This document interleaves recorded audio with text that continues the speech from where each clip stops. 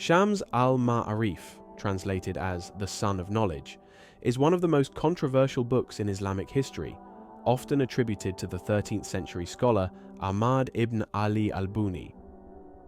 This work has become central to discussions of magic, occult sciences, and mysticism within Islamic thought, though its reputation remains controversial. Considered both a source of deep spiritual knowledge and a book of dangerous occult practices, it occupies a unique place in the history of Islamic mystical literature. Although Ahmad al-Buni did write a book named Shams al-Ma'arif, it is not the same book as the one that is available today. Later generations added and edited the book. It is seen around the world as a cursed and dangerous book with knowledge on how to work with jinn among other practices that would be considered haram. Ahmad al-Buni was a Sufi from North Africa, and most of what he learnt was taught orally from teacher to student. So what makes him unique is the fact that he did actually write these teachings down. These teachings were only supposed to be taught to those with proper understanding and knowledge and not the general public. Al-Buni stated that these writings are only meant for the elite Sufis who could grasp its meanings, as he said, "Shame unto anyone who has this book of mine in hand and reveals it to a stranger, divulging it to one who is not worthy of it." This book was only meant for his students and those with elite knowledge on how to understand the book. Written during the medieval Islamic period, the Shams al-Ma'arif belongs to a broader tradition of esoteric knowledge that includes astrology, numerology, talismanic magic, and spiritual invocations. These sciences were intertwined with Islamic cosmology and theology during that period.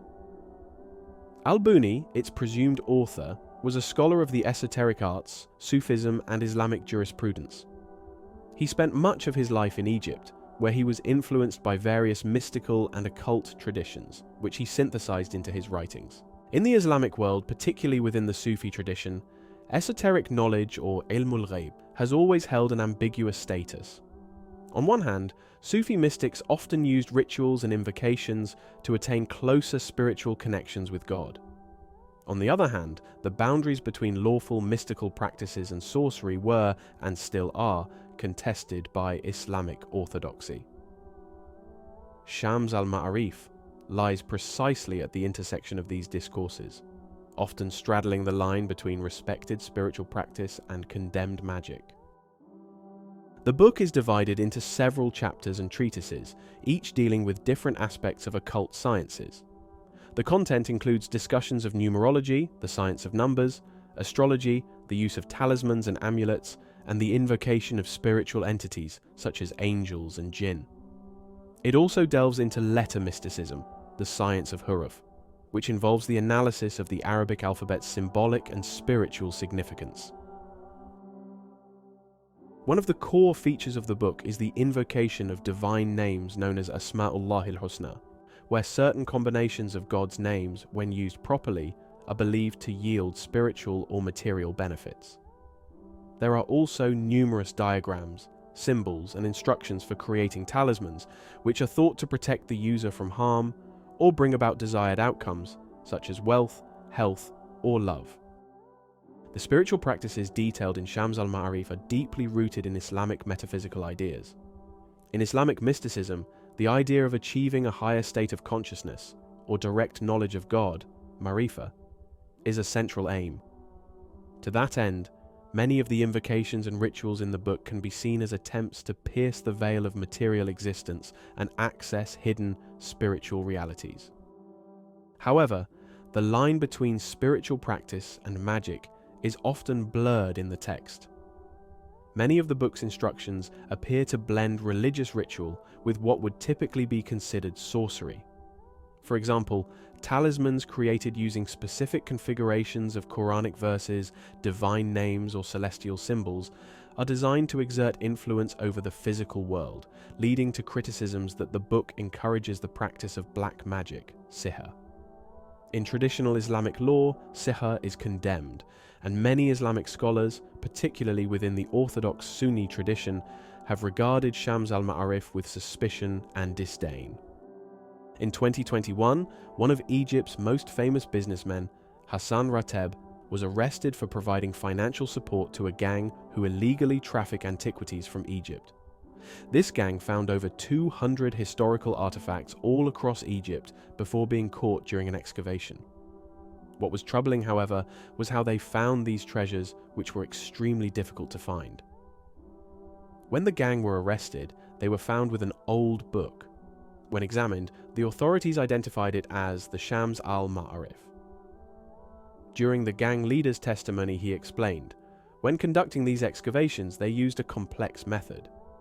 They would use red mercury to establish contact with jinn who would help them locate where the artifacts were buried. The gang admitted that they learnt this technique from the Shams al-Ma'arif. They were then sent to prison. Shams al-Ma'arif continues to generate debate in modern times. Many contemporary Islamic scholars criticize the book, seeing it as promoting illegitimate occult practices that violate Islamic law.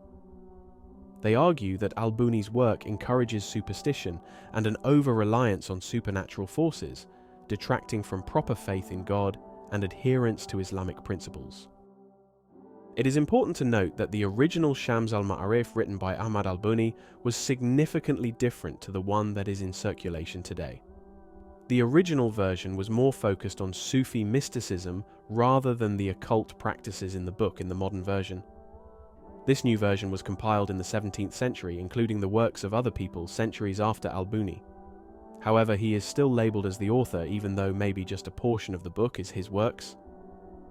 This has now tarnished his image to many people, as the book is considered to be a cursed book by the majority. Shams al-Ma'arif remains one of the most enigmatic and influential texts in the history of Islamic esotericism, particularly in Sufi circles. Its mixture of mysticism, magic, and occult practices places it at the heart of a complex and often controversial tradition. Whether regarded as a source of profound spiritual wisdom or dangerous occult knowledge, it continues to capture the imagination of both scholars and practitioners.